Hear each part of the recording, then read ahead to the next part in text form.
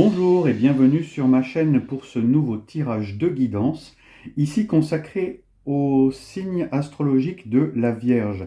Nous allons voir ensemble quelles sont les énergies qui vont se profiler tout au long de votre nouveau cycle, de votre anniversaire-ci à l'anniversaire prochain. Le signe de la Vierge, donc du 23 août au 22 septembre, on va voir un petit peu votre année, avec la roue astrologique que vous avez ici, les différentes tendances de votre année, de votre nouveau cycle. Commençons avec la maison 1. La maison 1 ici, c'est tout ce qui vous concerne, votre corps, vous. Et c'est la roue de fortune. Alors, la roue de fortune, justement, parle d'un nouveau cycle qui se met en route. C'est une nouvelle ouverture, un nouveau cycle qui commence. Ça tombe extrêmement bien. C'est exactement ce que je vous propose de voir aujourd'hui. Alors, la roue de fortune, ici, vous dit que ce qui vous concerne, c'est aussi, alors en plus de cette mise en mouvement, c'est la capacité un petit peu à jongler avec les hauts et les bas de la vie. C'est aussi un arcane qui vous propose de saisir des opportunités. Donc ici, une nouvelle dynamique, en tout cas, qui se propose à vous ici. C'est un arcane un petit peu de ballottement entre les hauts et les bas. On va la recouvrir avec une carte, avec un arcane mineur, et c'est le 4 d'épée. Donc le 4 d'épée nous dit que cette remise en mouvement, c'est quelque chose qui va être beaucoup plus serein, beaucoup plus tranquille, beaucoup plus lent. Même si vous commencez un nouveau cycle, vous n'y allez pas à fond les ballons, mais vous abordez plutôt les choses avec une régularité, un calme, une sérénité, une tranquillité.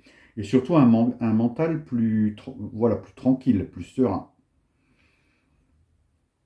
La maison 2, c'est le côté financier, la vie matérielle, vos biens.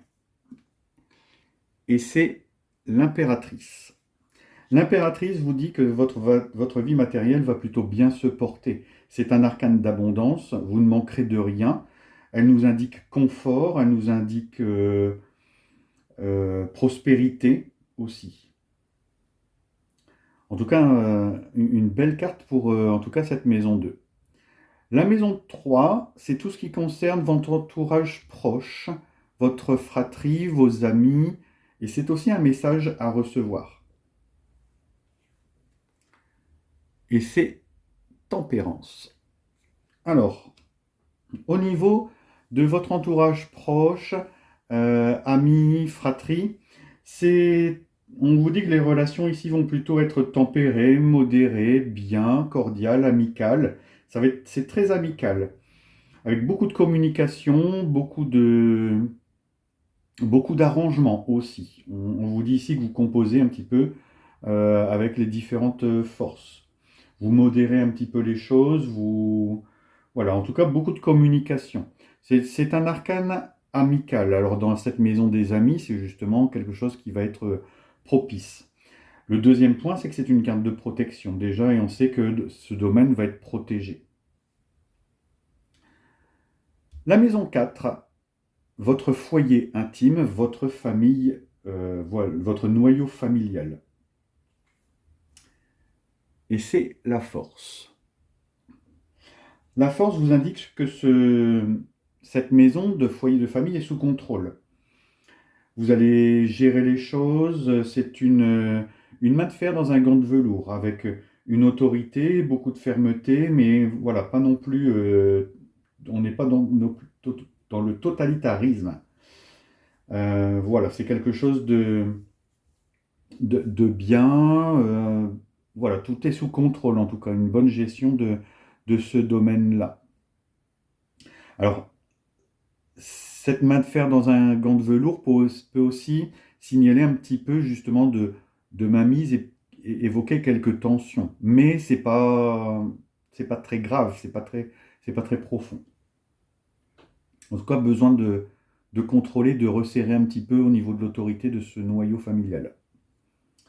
Votre maison 5 concerne les amours, la créativité, les enfants. Ouf, ça va être la tour. Alors, la tour, arcane 16, ce qu'on appelle aussi la maison Dieu.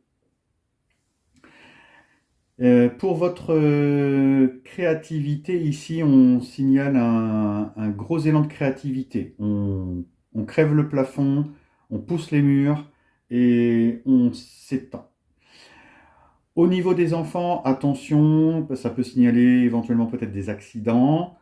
Alors, quand je dis accident, au sens propre comme au sens figuré, hein, ça peut être aussi au niveau des enfants, peut-être une grossesse non désirée, ou un accident concret, un enfant qui se blesse. Euh, voilà. Au niveau des amours, si vous êtes célibataire, ça peut annoncer un coup de foudre. Si vous êtes en couple, attention, ça peut signaler justement l'éclatement du couple. En tout cas, un éclatement de vos conditionnements, de vos schémas répétitifs peut-être, et vous, voilà, vous, en tout cas, c'est quelque chose qui va vers l'ouverture. Peut-être forcée, peut-être un petit peu douloureuse, mais en tout cas qui est salutaire. La maison 6, les obligations, le travail, le quotidien. Et c'est la lune. Alors, au niveau, il y a deux choses ici, au niveau de votre quotidien.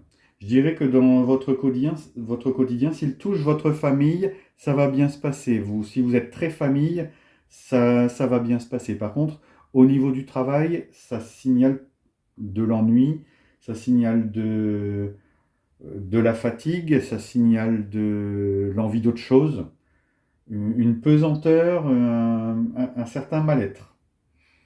Donc pour tout ce qui est obligation, travail, ça peut justement signaler un climat pesant. Mais pour tout ce qui est familial, ça peut justement être au contraire le rapprochement familial. La maison 7, donc c'est l'opposé à vous, donc les autres, ce que vous apportez aux autres, votre conjoint éventuellement, en tout cas l'ouverture que vous avez. Et c'est Arcane 20, le jugement. Alors intéressant, parce qu'ici, vous démarrez avec le 10, et en face de vous, vous avez le 20, le double. Alors au niveau de votre ouverture, on voit que c'est une ouverture qui est totale, je dirais même une renaissance. Peut-être que vous revenez à des valeurs que vous aviez avant, que vous avez perdues. Dans votre nouveau cycle, on voit qu'il y a une résurrection vers votre ouverture de ce que vous étiez avant. Au niveau de ce que vous apportez aux autres, c'est pareil, vous apportez des nouveautés, vous apportez une nouvelle conscience aux autres. Au niveau des autres, justement, beaucoup plus d'ouverture, beaucoup plus peut-être d'aller vers les autres. Comme si vous sortiez de votre placard pour être plus dans la sociabilité. Au niveau du conjoint, c'est pareil, on a comme un regain, un, un retour, une consolidation, une résurrection, peut-être de la flamme. On arrive au sérieux avec la maison 8, les bouleversements, les métamorphoses, tout ce qui meurt. Et c'est le diable. Tout ce qui meurt, ce sont vos tentations, tout ce qui vous grignote, tout ce qui vous ronge, tout ça, ça se termine. Tout ce qui est dépendance, tout ce qui est envie, jalousie, ça, voilà, c'est ce qui va disparaître, c'est ce qui va s'étouffer. On dirait ici, on nous parle quand même d'un renouveau, d'un nouvel élan, et en tout cas, dans ce nouvel élan, il y a des défauts d'avant que vous laissez de côté, qui ne viennent plus dans votre nouveau cycle. Ce que vous apprenez, ce que vous mettez justement en jugement, ce que éventuellement vous étudiez. L'ermite. Tiens, c'est la maison 9 avec la carte 9. Peut-être un signe de quelque chose. En tout cas, l'ermite, ici, vous parle de, de retrait, de solitude, une solitude choisie, une mise en retrait ou de retraite, une retraite, voilà, on peut dire ça aussi, une mise à l'écart un petit peu de certains aspects de votre vie. Ici, on voit que c'est plutôt la famille qui est un petit peu votre attention. Ici, ce que vous apprenez, c'est justement un petit peu à vous mettre à l'écart, mais avec beaucoup plus de discernement. Parce que l'ermite, c'est celui qui met en lumière un peu les zones d'ombre. Et c'est intéressant parce qu'il met en lumière la maison d'avant, ici, dans son mouvement, vers la droite. Donc peut-être que vous allez vous rendre compte, vous allez peut-être tirer des choses de ce qui meurt en vous dans ce nouveau cycle. Vous allez peut-être ressortir des choses, ressortir des lumières, des savoirs, des connaissances. En tout cas, si vous étudiez quelque chose, visiblement, vous allez étudier plutôt les mystères, les l'ésotérisme, d'une certaine manière, tout ce qui est étrange. Euh, c'est sans doute ce qui va venir à vous cette année. La maison la plus haute, le zénith, la maison la plus éclairée, ce qui est le plus important pour vous dans votre vie. L'amoureux, la carte arcane numéro 6. Alors, ce qui est important pour vous cette année, c'est de faire vos choix en connaissance de cause. Discerner le cœur de la raison et de faire des choix justes. C'est voilà, reprendre votre pouvoir de décision, remettre voilà, votre discernement au centre de votre vie. En tout cas, on voit qu'il y a des choses qui sont tranchées dans votre tirage. Alors, encore une fois, ici, c'est une carte un peu de ballottement, donc on va la recouvrir avec un arcane mineur et on va voir ce que c'est.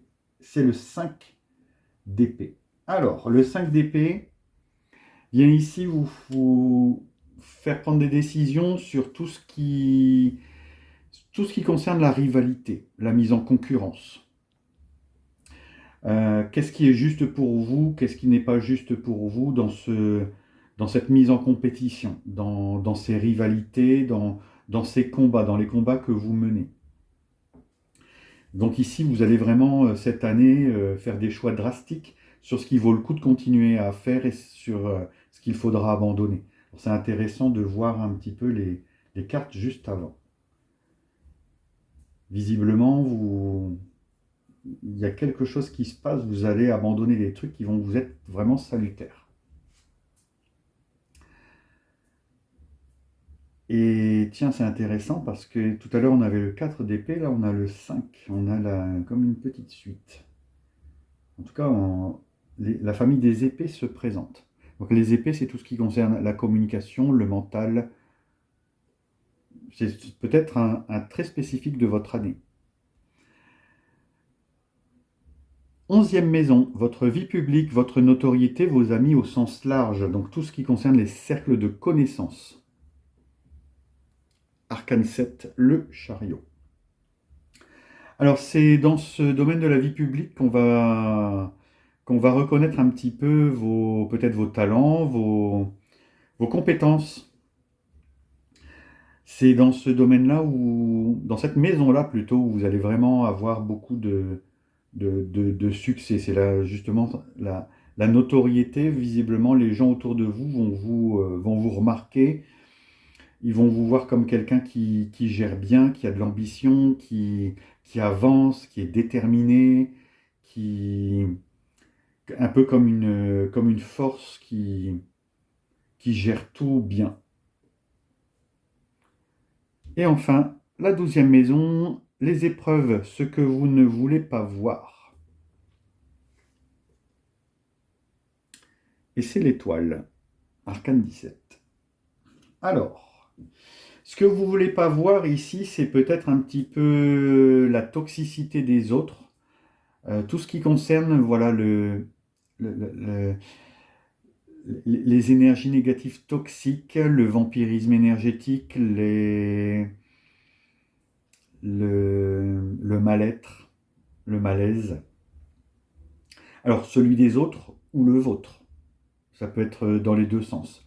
Et ici, votre épreuve va être un petit peu de travailler là-dessus. Où sont vos fuites énergétiques? Est-ce que c'est vous qui perdez votre énergie ou est-ce que ce sont d'autres qui les absorbent? Ici, on voit que vous allez... c'est ce qui va vous travailler cette année. Alors, le fait que vous ayez une vie publique avec visiblement du monde et beaucoup de succès, attention, peut-être que dans ces cercles-là, il peut y avoir des choses toxiques. En tout cas, intéressant au niveau de ce que vous avez à travailler cette année. Un tirage vraiment plaisant, en tout cas qui vous parle vraiment d'un nouveau cycle dans lequel vous vous centrez vraiment sur votre famille, sur vous. Vous abandonnez certaines choses, vous tirez des leçons de ce que vous avez appris et vous allez vraiment vers une nouvelle dynamique. Il y a comme un renouveau, une renaissance, en tout cas un nouvel élan. Voyons un petit peu ce que les oracles vous proposent ici. Non. Attendez, remettez à plus tard, faites une pause, dites non. Alors, visiblement, ici, vous allez apprendre à dire non. Alors, je prends le livret pour voir un petit peu ce que ça donne. Alors, vous êtes appelé à faire une pause ou à dire non. Dire oui à quelque chose qui n'est pas en accord avec vous serait une perte de temps et d'énergie. Prenez plutôt la décision du 100% oui pour un alignement en conscience. C'est peut-être vos épreuves ici. Parfois, lorsque nous cherchons des conseils avant de prendre une décision, il peut être frustrant de ne pas réussir à entrer dans l'action d'une manière claire et déterminée. Cependant, le timing est décisif. Et ne pas recevoir une guidance claire est une guidance en soi. Tiens, ça peut être ce message-là aussi. Nous traversons tous des périodes d'attente et de gestation. Ces temps sont cruciaux pour aider notre corps à se régénérer, pour prendre un nouveau chemin, et l'univers en profite pour créer des choses en notre nom. Vous n'avez pas besoin de cogiter tout le temps pour aller de l'avant. Lorsque le bon moment sera venu, un oui clair et puissant vous permettra de franchir les obstacles et de repousser vos limites. Ne forcez pas les choses maintenant, seulement parce que ça vous semble être la seule option. Faites une pause et patientez. L'attente est réellement très productive pour préparer le temps de l'action le moment venu, lorsque vous serez prêt à franchir le pas. Utilisez ce temps pour vous ressourcer et réfléchir à ce que vous voulez vraiment. Considérez toutes les options si les options ne sont pas claires. Ne vous inquiétez pas, car cette fois-ci, c'est un cadeau. Profitez-en pour soigner votre jardin intérieur et prendre du repos. Pour vous octroyer une vraie pause dans votre vie bien remplie, pour ensemencer le chemin et préparer l'avenir. Alors une guidance intéressante parce qu'elle fait écho à plusieurs points du tirage, notamment ici. Avoir un rythme plus lent, plus tranquille, plus serein, peut-être pour avoir le temps de réfléchir à ce que vous devez faire. En tout cas, c'est un tirage vraiment qui n'est pas dénué d'intérêt. Voyons la dernière carte avec l'oracle du soleil. La réussite. Alors, on a le soleil et on a, je crois que c'est le Capricorne ici. Donc, je prends le livret. Alors, c'est bien ça, soleil en Capricorne. La combinaison soleil-Capricorne indique quelqu'un qui est un organisateur consciencieux et ambitieux. Cette combinaison donne d'excellentes facultés intuitives qui peuvent être mises à profit pour atteindre ses buts dans la vie. Les soleils Capricorne réalisent leur objectif grâce à une progression lente et régulière basée sur des fondations solides et orientées vers la sécurité. C'est ce qu'on vous dit ici. Cette carte décrit des personnes qui peuvent accéder avec facilité à un poste de responsabilité au sein d'une communauté. Et c'est là que résident leurs compétences. Les soleils Capricorne possèdent un grand talent pour l'organisation et s'épanouiront dans un poste de direction, au niveau qui leur correspond le mieux. Ils ont la patience de travailler dur pour obtenir les compétences nécessaires afin de recevoir les honneurs et la reconnaissance. Le soleil dans ce signe indique également une forte et indubitable ambition d'acquérir le pouvoir et l'autorité. Si la personne décrite par cette carte possède toutes ces qualités, elle peut envisager l'avenir avec confiance. L'expression « la vie commence à 40 ans » est ici tout à fait correspondante. Les aspects négatifs de cette combinaison pourraient pousser le Soleil Capricorne vers un désir dénué de scrupules d'avancer dans la vie à n'importe quel prix. Il peut aussi avoir une tendance à exploiter les autres. Lorsque cette carte apparaît dans un tirage, elle indique souvent un grand sens moral et un sentiment de devoir donner le bon exemple. Cela peut être lié au fait que la personne a été choisie ou promue à une nouvelle fonction. Un engagement dans un projet, une grande responsabilité, une recommandation ou une distinction dans une activité, une aide de personnes influentes ou connues. Attendez-vous à ça dans votre année, cher signe de la Vierge. En tout cas, un nouveau cycle qui démarre bien, avec une année qui s'annonce vraiment poignante pour vous, avec beaucoup de décisions, beaucoup de changements et même d'évolutions qui vous attendent et qui vont sans doute vous permettre de vous épanouir. En tout cas, vous n'avez pas un mauvais tirage du tout. Avant de clore ce tirage, je tiens à vous remercier pour vos likes, vos abonnements, vos partages, vos commentaires. Ce sont eux qui font vivre la chaîne et qui lui permettront de durer dans le temps. Je vous remercie pour tout ça. Si vous n'avez pas encore fait, pensez-y. Ça peut être un petit plus pour la chaîne, pour sa visibilité. Merci à vous. Je vais vous souhaiter un bon anniversaire.